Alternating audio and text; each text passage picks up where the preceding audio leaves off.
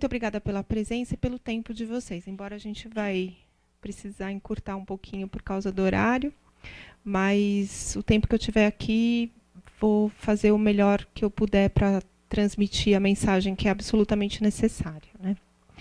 Eu sou geriatra, me formei pela Universidade de São Paulo e fiz a residência médica e especialização em geriatria e gerontologia.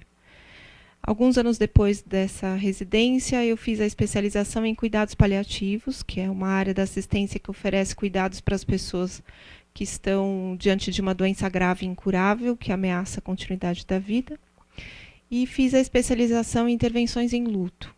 E essa especialização em psicologia trouxe um grande impacto sobre a minha percepção no cuidado da pessoa que envelhece. Eu penso que a maior parte das pessoas que se inscrevem para uma palestra de como envelhecer, elas estão na expectativa que eu traga algum segredo, né? Assim, como não envelhecer. Mas eu acho que não vou traçar este caminho da expectativa. Porque o único jeito de não envelhecer é você morrer cedo. É a única forma. Você morre antes de envelhecer, aí você não envelhece. Se você faz parte dos afortunados que vão romper as etapas de meia-idade, né, vão chegar na maturidade, é necessário que se tenha consciência do que nos aguarda. Uma das coisas mais frequentes que eu recebo no consultório são pacientes idosos que vêm acompanhados pelos seus filhos. E eles chegam na consulta extremamente contrariados, porque eles vão obrigados para a consulta. São levados pelos filhos na marra. E aí, diante dessa situação, que é extremamente frequente, a gente vê uma pessoa de 80, 80 e poucos anos, enfrentando diversas adversidades para as quais ela não se preparou. Só que o envelhecimento é algo que está disponível para a nossa reflexão todo o tempo. Não existe ninguém que não conheça alguém de mais de 70 anos. Você tem um avô, você tem uma avó, você tem um marido, você tem 75 anos, né? Mas até que você chegasse nessa idade, você não foi privado de observar o que se passa com uma pessoa nessa idade. Só que a gente não olha para isso. A metáfora que eu uso para explicar essa situação do não preparo é assim. Vamos supor que, vamos estabelecer aqui um exercício de imaginação que todos nós aqui temos 40 anos, tá? Quem é mais novo ficou mais velho, quem é mais velho ficou mais novo. Todo mundo aqui tem 40 anos nesse momento. E eu vou combinar com vocês que daqui 30 anos eu vou passar por aqui e vou levar todos vocês para o deserto do Saara. E nós vamos morar lá. Não tem discussão. A única forma de não participar dessa viagem, como eu disse, é morrer antes. Se você estiver vivo daqui 30 anos, iremos todos morar no deserto do Saara. Não tem negociação. Ah, mas é muito calor. Que pena que você acha isso. Ah, mas eu não quero morar. Mas não tem escolha. Nós vamos morar no deserto do Saara. E aí, daqui 30 anos, eu passo aqui, recolho todo mundo, a gente pega o avião, vamos para lá, desembarcamos no deserto do Saara. E aí eu tenho certeza que vai ter gente que vai falar assim para mim, nossa, Ana, mas é calor aqui. Não esperava por isso, não estava preparado. Ou você ia dizer para mim de noite, nossa, mas é muito frio à noite. Eu não trouxe blusa. Não estava preparado. Precisava de protetor solar? Água? Precisa de água. Precisava ter trazido comida? Mas eu não sabia, não estava preparado. É exatamente isso que acontece com as pessoas. Elas sabem que vão passar por adversidades a partir de uma certa idade. Mas elas misteriosamente fingem que não sabem disso e não se preparam. E aí, na hora que você chegou lá no deserto do Saara, não tem volta. É um se vira. Você vai ter que aprender a lidar com todas as adversidades que você enfrenta quando envelhece e para as quais você não se preparou. A gente tenta buscar durante o período que meio que começa a tomar um pouquinho de consciência de que as coisas não estão funcionando tão bem, você tenta tomar providências bastante superficiais. Então, o que a gente vê na nossa cultura atualmente é uma necessidade muito grande de aparentar menos idade. Então, você tenta fazer com que fisicamente você pareça mais jovem, numa tentativa desesperada de viver aquilo que você não viveu quando você era mais jovem. Então, tem gente de 60 anos que quer parecer que tem 30, porque ela quer viver uma experiência de 30 anos aos 60. Porque quando ela teve 30, ela não estava se dando conta de que era importante viver determinadas coisas com 30. E deixou para viver depois. Que é uma outra situação que acontece com muita frequência. A gente deixa para depois. A gente deixa para viver quando se aposentar, não é? Assim? Eu sempre falo sobre uma reflexão que devia ocupar a nossa mente durante todo o tempo. Você torce para o dia acabar rápido, para chegar logo às 6 horas para você ir embora. Você torce para a semana acabar rápido, para chegar logo sexta-feira, para você estar de folga no fim de semana. Você torce para chegar às suas férias. Aí você torce para chegar à sua aposentadoria. Na verdade, você está torcendo para a sua morte chegar mais rápido. Porque quando o tempo passa mais rápido, o último dia está mais próximo. Quando você tem essa percepção do seu tempo, tem alguma coisa errada com a qualidade de escolha que você faz sobre o que fazer com o seu tempo. Se você precisa torcer para que ele passe rápido, é porque você está fazendo escolhas a respeito da sua rotina completamente incompatíveis com aquilo que você considera valioso para o tempo que você tem de vida. Então, o problema não é da empresa, não é do seu pai, da sua mãe, da sua avó, do seu filho, do marido, não é da sociedade, não é do prefeito, não é do governador, não é do presidente da República, não é do padre, não é do pastor. O problema sobre as nossas escolhas, do que fazer com o nosso tempo, é um problema nosso.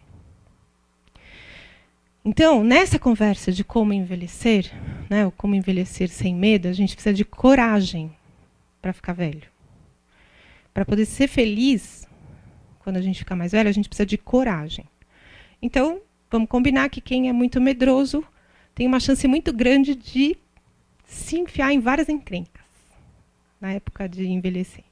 Quem é mais corajoso pode tomar providências bastante sensatas a respeito de felicidade mesmo, estado de felicidade quando se envelhece. Então, eu me programei para conversar com vocês sobre os 5 grandes aspectos da nossa vida humana. E como que a gente vai trabalhar, como que a gente se compromete em relação a cada um desses 5 aspectos, de uma maneira responsável e consciente, a ponto da gente poder usufruir o tempo de vida que a gente tem. Tá? Tem uma pesquisa, é a pesquisa mais longa da história da humanidade, que está ainda em andamento, que é uma pesquisa feita em Harvard, que começou em 1900 e bolinha, acho que 1912, 1915, algo assim, bem no século passado mesmo. Os pesquisadores decidiram acompanhar a vida de jovens lá de Boston sobre todos os aspectos. Então, eles acompanhavam, a cada ano, esses jovens passavam por uma avaliação médica, uma avaliação psicológica, uma avaliação cognitiva, né, em relação à memória, desempenho de pensamento, uma avaliação social e uma entrevista sobre qualidade de vida. Todos os anos. E eles fizeram 2 grupos. Um grupo de jovens que tinha acabado de entrar na faculdade em Harvard, fazendo parte da elite da sociedade americana da época, porque a Harvard sempre foi uma faculdade elitizada, e um outro grupo de jovens da periferia de Boston. Então, realmente mais marginalizados numa condição social bem aquém a comparação desses jovens que entraram na faculdade. Esse estudo já tem mais de 70 anos. E aí, quase 80 anos esse estudo tem. E ele mostrou que aquelas pessoas que estão vivas hoje, nesse estudo, então o estudo começou, desculpa, em 1930, porque para dar 80 anos agora dá mais ou menos isso, 1930, na década de 30. E aí, esse estudo mostrou que as pessoas que chegaram a mais de 90 anos nesse estudo, elas, quando entrevistadas a respeito da sua satisfação com a vida, de olhar para trás e falar, valeu a pena, do alto dos seus 90 anos, eles decidiram olhar os dados destes indivíduos estudados aos 50 anos. Então, aqueles que estavam 90 com sucesso, foram lá no prontuário deles e olharam quando eles tinham 50 anos. E analisaram todos os dados destas dimensões de avaliação, né, física, emocional, social, familiar e espiritual, para constatar o que fez diferença. Né? Qual que é o prognóstico que a gente tem aos 90 anos? De um envelhecimento, de uma vida de sucesso. Não é nem um envelhecimento de sucesso, uma vida de sucesso. E pasmem, não foi o nível de colesterol, nem o controle do diabetes, nem hipertensão, nem marcadores tumorais, nem antecedentes de câncer na família ou até na própria história do paciente. O que fez diferença, a única coisa que fez diferença na história de sucesso de um envelhecimento foi a qualidade das relações humanas que estas pessoas tinham aos 50 anos. Então, primeiro passo para você envelhecer bem. Você tem que ser uma pessoa bem legal, bem agradável, bem determinada a receber afeto dos outros. Determinada a oferecer afeto para os outros. Outra coisa que acontece muito frequentemente no consultório é o paciente chega lá e fala assim, mas eu não queria dar trabalho. Eu falo, então, mas está dando. Não, mas eu não queria. Puta, que pena, né? Está dando. Aliás, vai dar mais trabalho. De cada 10 pessoas nessa sala aqui, segundo a estatística no Brasil, 9 vão dar muito trabalho. Porque só uma vai ter aquela morte súbita que a gente acha linda, romântica, morreu dormindo, atropelado, ou bala perdida, né? É morte súbita também. Né? Você fala assim, quando tem um acidente grave, quando tem assassinatos, a gente não fala que lindo. A gente não tem condição de achar a morte linda. Mas a gente quer morrer sem sofrimento, né? Imagino que ninguém queira morrer com sofrimento aqui. Mas, na estatística, apenas de cada 10 pessoas, só uma vai ter uma morte que não vai dar trabalho. Talvez dê problema, dê trabalho no luto. A gente vai deixar as... Tá certíssima. Está no DataSUS de 2015, disponível lá no site do governo federal. Eu imaginei que fosse 10, 7 e 3. Não. 10 e 1. Não. Mas em países já desenvolvidos é mais ou menos isso. Aqui a gente é subdesenvolvido, então a gente morre mais sofridamente. Assim.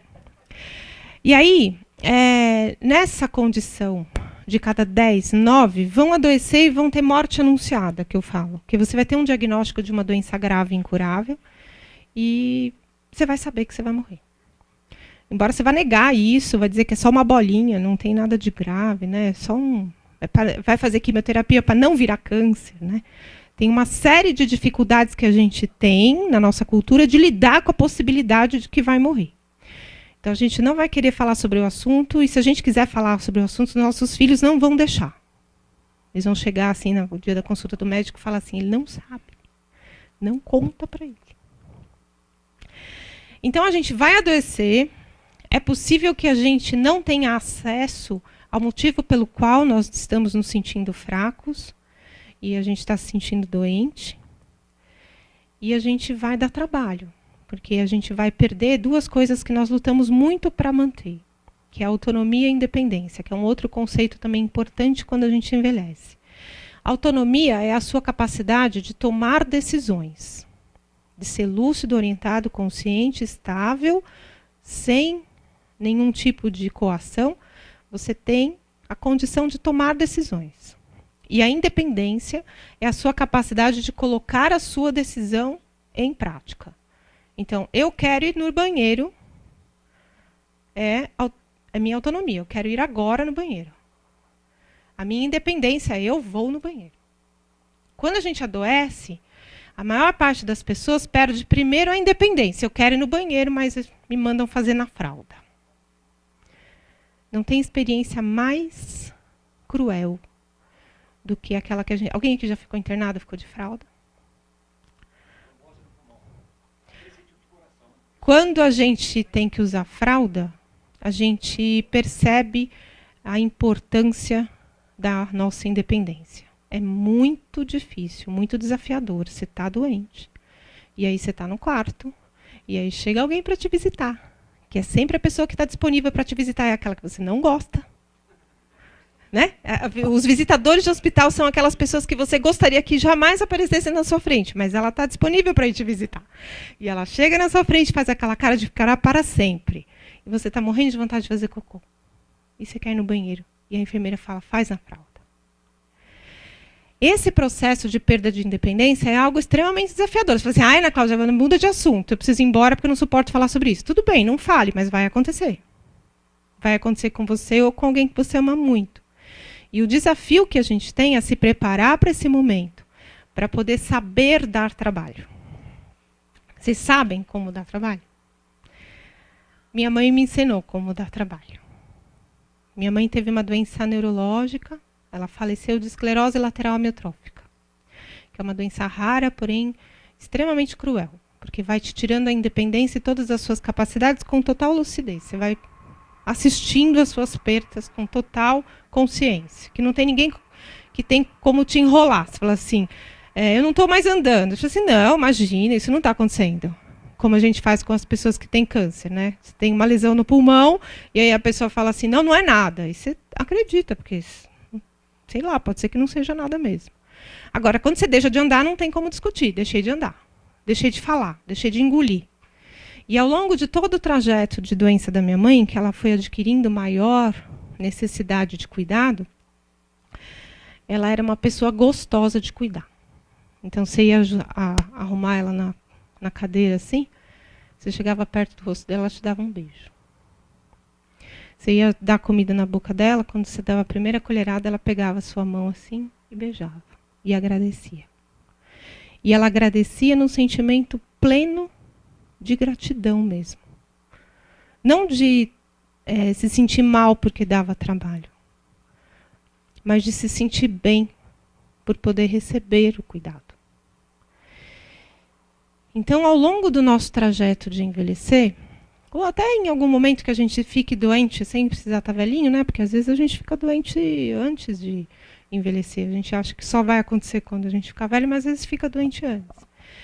Lembra disso na hora de dar trabalho. Eu falo que a gente vai ser uma mala, né? Então, que a gente seja aquela mala de rodinhas, as 4 rodinhas, assim, que é gostoso de levar, assim. A gente tem prazer de carregar essa mala. A gente tem prazer de cuidar. E entender que, ao longo da nossa história, a gente vai construindo relações que facilitam ou dificultam esse prazer de cuidar. Nós vivemos numa cultura que coloca a obrigação do cuidado para os pais. E aí, muito frequentemente você vê numa casa de repouso uma senhora, um senhor que nunca recebe visitas, ou mesmo num hospital que ele nunca recebe visitas, e a equipe de saúde reclama, fala, nossa, que absurdo, está abandonado aqui, ninguém vem visitar, ninguém vem cuidar. Só que eu preciso também dizer para vocês que não é o fato de ter cabelos brancos mais de 60 anos que tornam a gente santo. Nós temos uma história construída com os nossos filhos, com os nossos pares. E as consequências desse dia a dia que aconteceram aos 20, 30, 40, 50, 60 anos, as consequências vão frutificar quando a gente adoecer.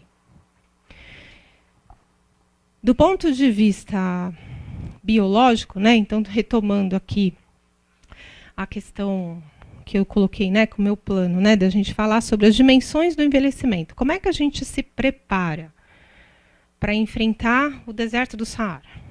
Então, primeiro ponto, dimensão biológica, dimensão física. O que você faz para que esse corpo seja habitável até o último dia da sua vida? Nós, assim, de fato, a nossa casa é o nosso corpo. Então, você está morando dentro do seu corpo. Quando a gente fala de ecologia, né, que você tem que manter ter o ambiente sustentável, limpo, adequado, com boa manutenção, se a gente tomasse essas providências para o nosso corpo também, ficava mais fácil de chegar no tempo de envelhecer de uma maneira mais confortável, menos dolorosa. Então, as 3 coisas principais que a gente vai oferecer para o nosso corpo para que ele dê conta do que nos aguarda quando a gente ficar mais velho, são coisas básicas que vocês não precisavam nem estar aqui para ouvir, porque, de fato, todo mundo sabe. Então, primeira coisa é a alimentação. Aquilo que você come vira aquilo que você é. Então, se você come porcaria, você vai produzir neurotransmissor genérico. A gente não reclama dos genéricos que não funcionam direito? Que os remédios genéricos não funcionam direito? Então, por que eles não funcionam direito? Porque a matéria-prima utilizada não é de boa qualidade. Então, a nossa matéria-prima é a comida. Hipócrates já me ensinou isso na raiz da medicina. Faça do alimento a sua medicina, da medicina o seu alimento. Então, a cura não vem dos remédios que eu prescrevo. Vem do que você come, do que você ingere, do que você bebe. A cura de qualquer adversidade só pode ser alcançada a partir de um organismo que se propõe a enfrentar o desafio da cura, porque não é fácil você reconstruir tecidos. E aí, se você só come porcaria, você está oferecendo para o seu corpo uma matéria-prima de péssima qualidade para ele se virar para compor os tecidos que você todo o tempo lesa quando tem esses maus hábitos. Então, não tem mistério nisso. Ai, mas Ana Cláudia, integral é muito chato. Então, tudo bem. Come não integral. Se vira com as consequências depois. Não existe nada que você reclame agora que você não tenha que se responsabilizar pelo resultado quando você ficar mais velho. Não tem. Então, se você não está afim de se comprometer com a qualidade da sua alimentação, vai dar pau no final. É claro que tem meia dúzia de mortais, talvez um em 100 mil, assim, que come só porcaria, que fume, que bebe, que tem uma vida péssima e tem um corpo incrível. O cara é feito de tungstênio. Não é feito de carne e osso, mas essas pessoas são raras. Então, a gente vai contar com a possibilidade que somos todos iguais e que ninguém aqui é especial. E você, todos iguais. Aqui, quando a gente estiver no pedaço final da nossa existência, a gente vai ser todo mundo igual. Ao longo desse processo, né, do cuidado com o corpo, a gente tem que lembrar que nós somos feitos com 4 membros. Né? A gente tem braços e pernas que não foram feitos para ficarem parados. Porque se fosse para ficar parado, a gente teria casco. Aí a gente andaria que nem tartaruga. A gente tem braços e pernas porque a gente tem olhos, tem ouvidos, tem boca, que é para a gente se relacionar com o mundo. Para a gente se relacionar com o mundo, a gente precisa de movimento. Ah, mas eu não gosto de atividade física. Paciência. Quando você chegar no envelhecimento, que as articulações estiverem rígidas, que seu coração não der conta de enfrentar uma embolia pulmonar, uma pneumonia, que você não tiver um fígado que dá conta de tomar remédios mais fortes, aí o teu processo de cura de qualquer doença vai ser muito mais trabalhoso para o seu corpo. Então, a movimentação, né, o exercício, é parte absolutamente imprescindível para quem se propõe a envelhecer bem. Ah, mas Ana, se eu fizer exercício e comer direito, eu não fico doente? Fica. Você tem que fazer o que precisa ser feito pelo motivo certo. E o motivo certo é para você viver bem dentro do seu corpo. Tem muita gente também que chega para consulta, né? Agora que eu também estou mais exposta publicamente, eu tenho sido muito procurada por pessoas com doenças graves mesmo, incuráveis. As pessoas estão em cuidados paliativos, estão indo no consultório para conversar como que elas vão morrer bem. Coisa que era um negócio impensável, né? Quando eu comecei a trabalhar com isso há 20 anos atrás, imagina se eu ia receber no consultório uma pessoa falando assim, olha, eu tenho um câncer avançado, a expectativa pela minha estatística é de que eu viva mais 3, 4 meses e eu quero saber como é que eu vivo esses 3, 4 meses sem dor. Como que eu preparo a minha família para a minha morte? Como que eu vou lidar com o medo que eu sinto desse momento? Então, é surreal, né? Uma consulta dessa, a pessoa chega e fala isso. E aí, nesse momento em que ela chega e fala isso, muitas vezes ela traz um certo ponto de mágoa. Porque chega no consultório, às vezes, as pessoas com câncer e falam, puxa, Ana Cláudia, eu comia tão bem, eu sempre fui uma pessoa tão preocupada com a alimentação, sempre fiz atividade física, eu sempre me cuidei. Sempre fui uma pessoa comprometida com essa qualidade do que eu posso viver. Mas tive câncer. O que adiantou tudo isso? Aí eu digo, quanto tempo você tem de câncer? Às vezes a pessoa tem 2, 3 anos de câncer. Ou às vezes ela tem 3 meses de câncer. Pode ser um câncer de pâncreas, um câncer gástrico, um câncer de pulmão, que às vezes é avassalador, né? E aí eu digo, você só sobreviveu a tudo isso porque você fez tudo isso. Talvez se você não tivesse feito, teria morrido antes. Talvez se você não tivesse feito, não teria dado conta de sobreviver a tratamentos tão tóxicos como os que você tem vivido ultimamente. Então, todo esse trabalho de cuidado com a nossa alimentação e com a nossa organização de movimento diz respeito a um preparo de superação. Então você faz, te poupa a questão, eu acho que deve ser o filho ou a filha que está procurando os dois, não? Liga no celular de um, depois liga no do outro. Quer atender? Quer atender? Isso às vezes acontece também quando está em consulta. Você liga num, aí não atende, aí liga no outro.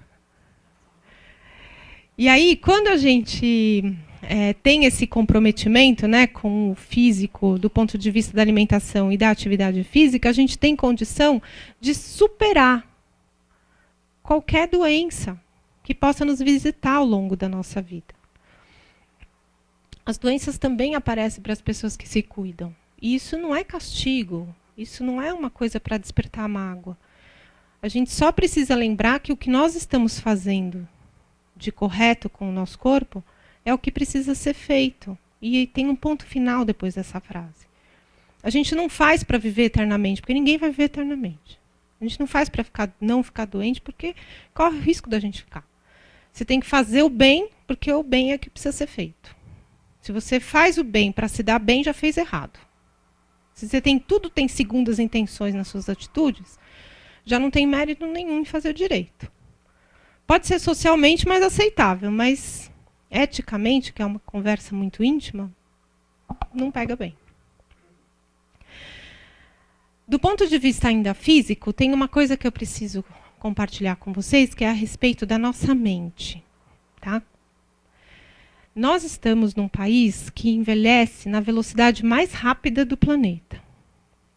Em 2030, a gente vai dobrar a quantidade de pessoas com mais de 60 anos, que atualmente é em torno de 7%, vai chegar a 14,5%.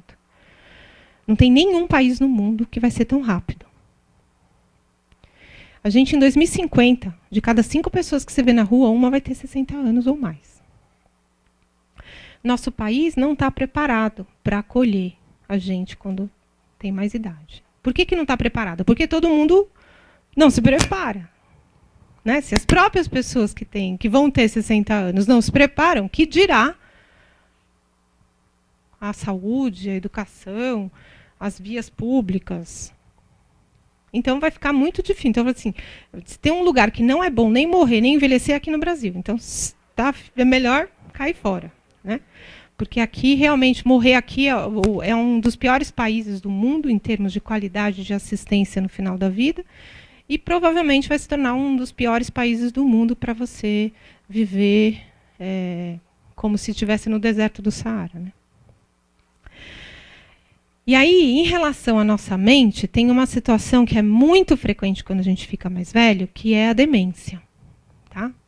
O quadro de demência, que é conhecido como doença de Alzheimer, a doença de Alzheimer é a causa mais frequente de demência. Mas existem outras causas também que trazem para nós um risco maior à medida que a gente fica mais velho. Quem aqui quer chegar nos 85? 85, 90. Passar. Você quer parar nos 80? Para a gente que quer alcançar esse espaço, a gente precisa ter consciência que a incidência de doença de Alzheimer na cidade, acima dos 85 anos, é tipo par ou ímpar. Se nós dois temos 85, um de nós dois tem Alzheimer. Entendeu? É sério isso. É muito grave. Porque, de novo, a gente não está preparado. Porque a doença de Alzheimer ela é mais desafiadora porque você perde, antes de perder a independência, você perde a autonomia. Você perde a sua condição de tomar decisão. E a autonomia é um negócio, a coisa mais valiosa do ser humano é a autonomia. A gente, desde pequenininho, a gente luta para ter a nossa vontade respeitada.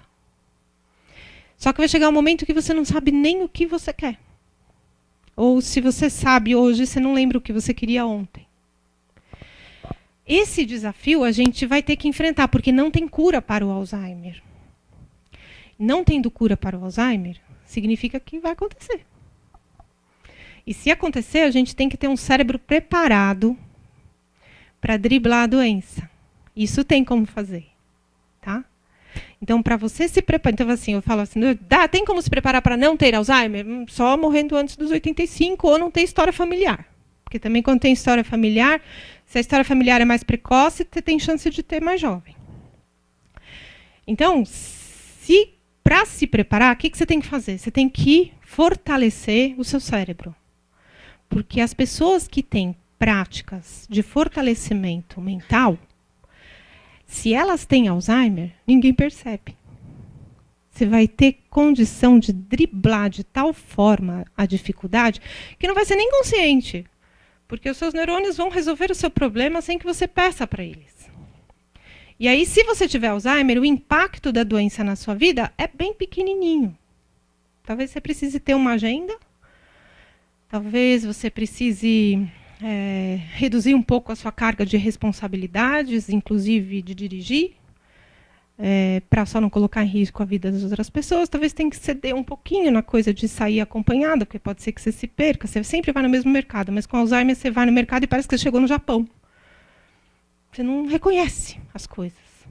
Isso é assustador. Mas, quando acontecer isso, é possível que a doença já estivesse no seu cérebro há muito tempo, só que seu cérebro dava conta de lidar com este problema. Caminho para isso. Aprender. Ai, mas Ana Cláudia, nessa idade eu vou aprender. Vai aprender. Condição de aprender todos nós temos em qualquer idade. A diferença é que quando a gente fica mais velho, a gente tem que botar em prática o que dizem pra gente que acontece quando a gente fica mais velho. O que falam? Quem é mais velho aqui, qual que é a maior bronca que recebe? Você é muito teimoso, não é?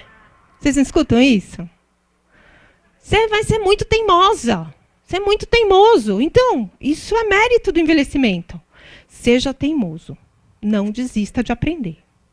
Vão dizer que você não é capaz. Você manda passear. Você é capaz. Então, o aprendizado é uma chuva de rejuvenescimento no cérebro e traz para nós a possibilidade de conexões maiores entre os nossos neurônios.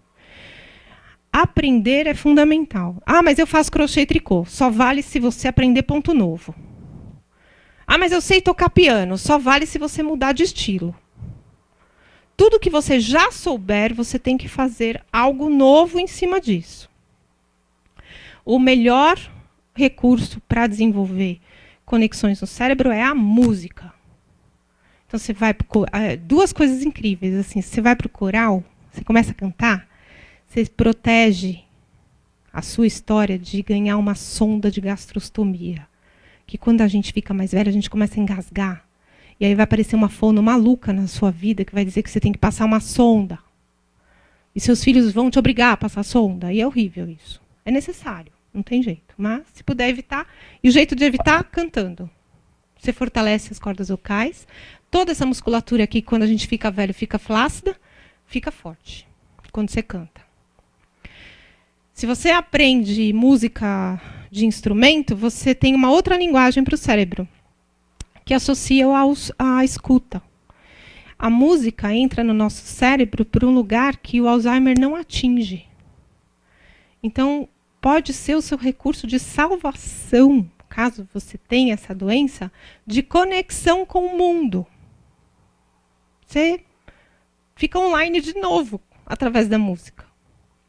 Então, aprendizado é fundamental. E a outra coisa que é muito importante é meditar. Ai, mas eu não consigo, é muito chato. Então, paciência, fica lelé depois. Né? Mas outra coisa também que não cabe quando a gente fica mais velha. Mas eu nunca fiz, então, é tempo demais. A vida é uma só, você tem que experimentar jeitos diferentes. Mas eu sempre fiz assim. Então é monótono, muda. Sempre e nunca não cabe para quem está ficando mais velho. Tem que fazer diferente. Então você vai aprender música, você vai cantar, você vai meditar. E aí, com isso, vai ficar uma pessoa muito mais esperta, muito mais capaz de tomar suas decisões e o melhor, mais serena emocionalmente, que é outra dimensão que a gente vai ter que enfrentar, que é muito delicada. A nossa dimensão emocional, ao longo da nossa carreira como seres humanos, vai tomando proporções muito desgastantes. A gente vai ficando com maior risco de ficar magoado, com maior risco de ser atingido pelas palavras alheias. Embora a gente tenha uma compreensão da vida que pode ser diferenciada, dependendo de como você lidou com as suas emoções ao longo da sua vida, elas vão querer conversar com você cara a cara quando você fica mais velho. E uma das coisas mais difíceis que a gente tem que enfrentar é o luto. E o luto, não estou falando só pelos amigos que a gente perde quando a gente fica mais velho, que a gente começa a ir no velório, né? A gente está falando de luto de coisas intangíveis também. Você perde capacidades, você perde espaço. Ao longo da nossa vida, a gente perde tempo. Né? E aí, quando a gente chega na maturidade, a gente acha que o tempo não passa. Né? Tem um paciente meu que fala assim, quando a gente é jovem, os dias são longos e os anos são curtos. E aí, quando a gente é mais velho, os dias são curtos e os anos são longos. Porque cabe muita coisa nesse tempo. Na dimensão emocional, a gente vai conseguir lidar com isso se a gente tiver serenidade. E a serenidade a gente adquire pela meditação. Então, mas e terapia, Ana? Terapia é bem rico também para fazer. Mas o difícil é você encontrar um profissional que respeite a pessoa mais idosa. Porque, em geral, o jovem olha para o idoso como alguém incapaz. E muitas vezes o profissional de saúde também faz isso. Então, a meditação é um recurso de estabilidade emocional muito poderoso. Então, vai te ajudar cognitivamente, porque as pessoas que meditam pelo menos meia hora por dia, 5 a 6 dias por semana, têm uma espessura de córtex maior que os outros. Então, você tem neurônios mais bombados. Tá? É super fácil. A gente pode, depois a gente pode até dar umas ideias aqui, para começar grupo de meditação aqui, porque essa é uma coisa de menor complexidade. A gente não precisa de acelerador nuclear para meditar, não tem necessidade de altas tecnologias. A gente vive num país onde 40% das pessoas, no final da vida, consideram fundamental o último ato derradeiro. O ato derradeiro, né? O último ato derradeiro é pleonasmo. O ato derradeiro, estar em paz com Deus. 40%. Essas pessoas, que somos nós, ao longo da nossa vida, a gente vai precisando de validações de Deus na nossa vida. Então, a gente escolhe muitas vezes o caminho religioso para ter segurança de que tudo vai dar certo. Só que se tudo der certo, você morre no final. Tá? Tudo dando certo, tudo dando errado, o desfecho é sempre o mesmo. Sempre o mesmo. Tem gente que fala assim, mas eu tenho fé, não vou morrer. As pessoas com fé morrem também. Né? A própria expressão das lideranças religiosas mostra que a morte é algo que faz parte da história humana. Todos os líderes religiosos morreram. Jesus morreu, Buda morreu, Maomé morreu, pastores morrem, as famílias dos pastores morrem também, famílias de monges budistas morrem, monges budistas também morrem. A questão é, qual é o sentido da sua vida? E ao longo da nossa história, nós buscamos essa resposta. Você não tem que perguntar por que você está aqui. É uma pergunta que só leva à perda de tempo, porque você só olha o passado. Quando você fala por quê, você olha para lá. Você tem que perguntar para quê. O para quê te projeta para o futuro. Então, para que eu vivo? Para que eu existo? Se você não sabe para quê, é importante acelerar o processo de resposta. E talvez esse momento da sua vida não te traga a resposta. Talvez a gente só tenha a resposta mesmo na última semana de vida. Porque é nas últimas semanas, nos últimos tempos de vida, que a gente tem a possibilidade de a gente se conectar com realmente o nosso eixo espiritual. Quando eu estou cuidando de um paciente em final de vida, eu não olho, eu vejo uma pessoa caquética, com icterícia, com ascite. Eu vejo uma pessoa que é tão grande espiritualmente que ela não cabe mais nesse corpo aqui. Quem entende de computador sabe que quando você pega um software muito potente e põe num PC velho, queima. É isso que acontece com a gente. A gente passa para um nível de dimensão, de compreensão do para quê do mundo todo, que não cabe mais nesse espaço, nessa nave aqui que a gente tem. Então, o envelhecimento traz para nós essa realidade incrível, que o último dia da sua vida é o dia que você vai receber seu diploma de ser humano. Então, todo o seu processo ao longo de toda a sua história são aulas, são lições que você vai tendo para poder receber o diploma no último dia. Então, eu escrevi há pouco tempo um livro que chama A Morte é um Dia que Vale a Pena Viver. E a raiz de toda essa história é esse final. Porque no dia que a gente morre, é o dia da nossa missão cumprida. Tomara que a gente tenha à nossa volta pessoas que chorem pela bênção de estarem presentes na nossa vida. De terem participado da nossa história, de ponto de chegar lá, a hora que a Ana Cláudia estiver morrendo, e falar assim, puta, ela recebeu um diploma de quem cumpriu a missão dela.